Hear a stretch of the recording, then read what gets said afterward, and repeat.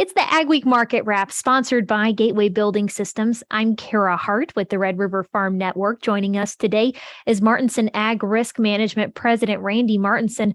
Randy, let's take a look back at the grain markets this week. What are a few of the highlights for you, some of these factors that are influencing these harvest prices currently?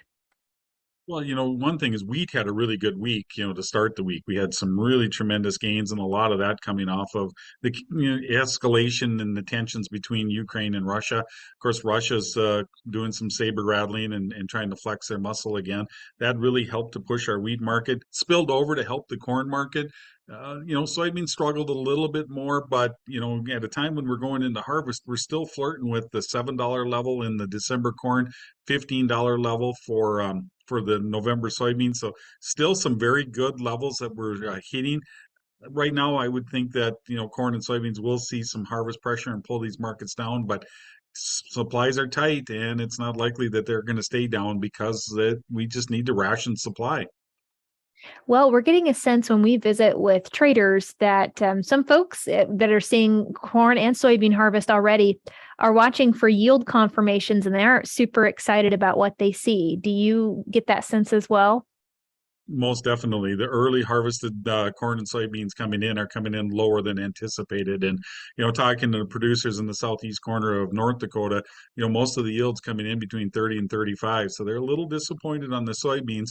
Not enough corn, of course, up here have been harvested to test. But, we're also hearing disappointing yields coming out of the Corn Belt, especially on the corn side in Iowa.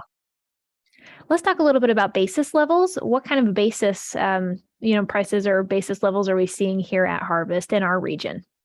They've widened out a little bit. We're probably sitting at our 5-year average, or what used to be our old 5-year average for basis levels for corn and soybeans. And wheat's maybe a little bit wider right now, but we do see a very nice improvement in wheat basis as we move forward.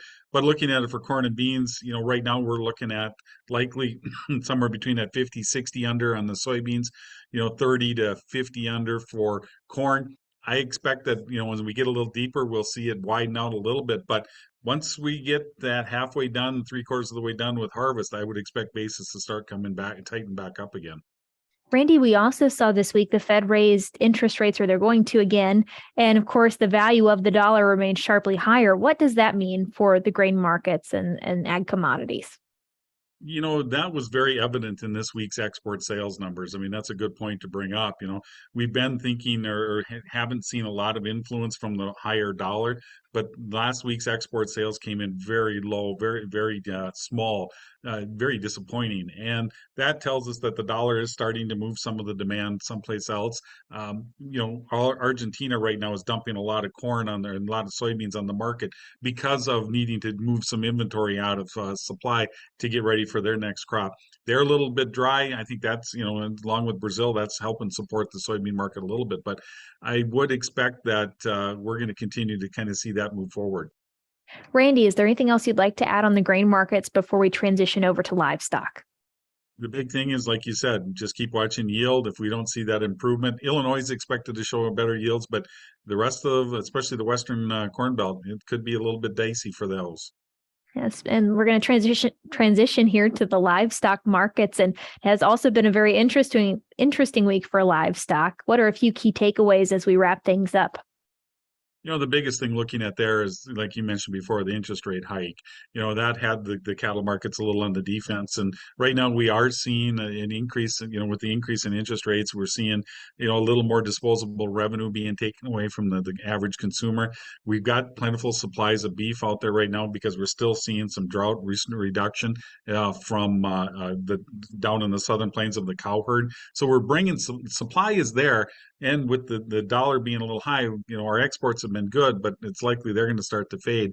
Cattle, I think, are short term going to see some seasonal pressure. I think long term, we're going to see supplies tighten up, and that'll help. But we're going to have to get through the next cattle on feed report and the hogs and pigs inventory report.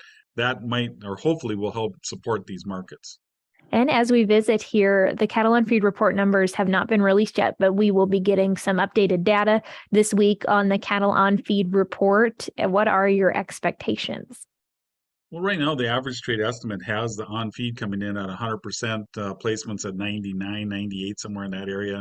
But then marketing's at 106. So they are showing some aggressive marketings. We had one more marketing day, so that'll help to increase that number. I'm worried about the placement number though, because I think the lack of winter wheat pastures, some of those this spring's calves, I think went directly right into the feedlot. So that number might be a little bit bigger and might be a little bit more negative to the cattle. Once again, we've been visiting with Martinson Ag Risk Management President Randy Martinson. I'm Carah Hart with the Red River Farm Network. This is the Agweek Market Wrap, sponsored by Gateway Building Systems.